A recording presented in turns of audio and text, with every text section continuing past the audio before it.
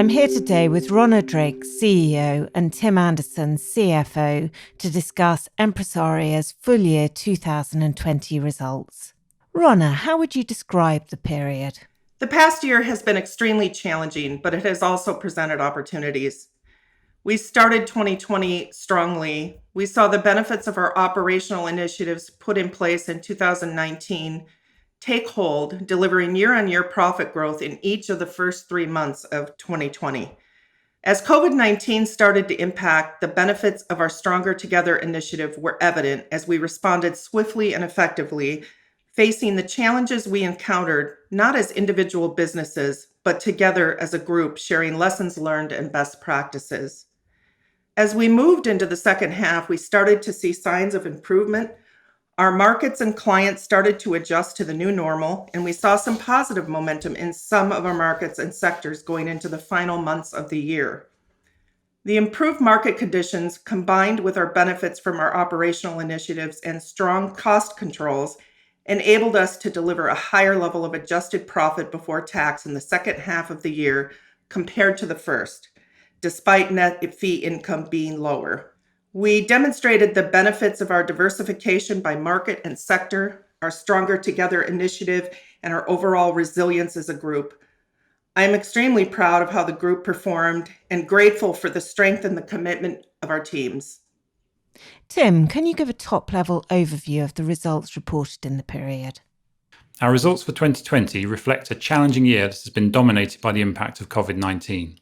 We started well, with 3 successive months of year-on-year profit growth before COVID-19 started to have a substantial impact across our operations. We took swift action on cost, and this, along with benefits from our operational initiatives and the diversity of our sectors and markets, meant that at an adjusted profit before tax level we remained profitable in the second quarter. These benefits continued into the second half of the year when we delivered a higher level of adjusted profit before tax compared to the first half, despite a lower level of net fee income. For the full year, net fee income was 54.0 million, which was down 28% on 2019. Adjusted profit before tax was 5.2 million, down from 9.3 million in the prior year, and earnings per share was 4.1 pence per share, down from 8.5 pence.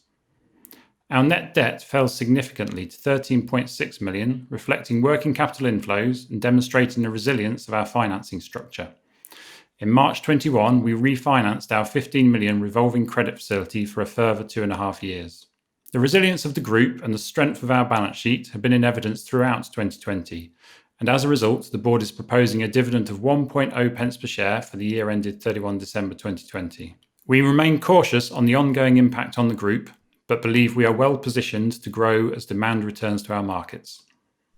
Rhona, can you tell us about some of the specific highlights of the period? Absolutely. Our offshore recruitment services sector, which is a key differentiator for the group, proved resilient. They demonstrated their agility and strength in our business model in India, moving over 1,000 employees to remote work in under 72 hours. We also returned the business to pre-COVID levels by the end of the year. In Germany, the surge in our supermarket sales increased demand for staffing from our logistics operation. And despite recruitment challenges due to border closures, we were able to meet the increased demand. We continued to drive our operational strategy forward and took advantage of this time to accelerate several of our key initiatives, including restructuring in key businesses to improve and optimize our operating models.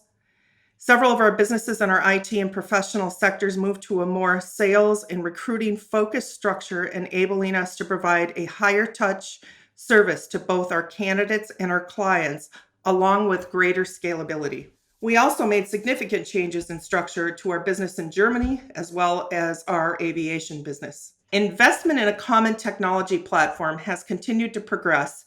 And in fact, we were in the middle of implementation with 3 of our businesses when the pandemic hit, and we were able to maintain our target go-live date of July. And how do you feel about the outlook? Reflecting on the year overall, one of the biggest positives coming out of 2020 was the acceleration of the unity we had been building in the group as a result of facing the common challenge of COVID-19.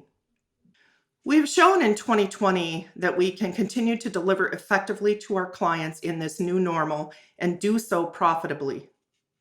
We are seeing some positive signs of demand returning. For example, our offshore recruitment services business is already back to pre-COVID levels and are seeing very strong demand coming into the year. Our healthcare business in the US is also showing good momentum coming into this year with demand from the vaccination programs. Looking ahead, with the benefit of the operational investments and initiatives we have continued to drive forward this past year, I believe we are well placed to exit the pandemic stronger than we entered it.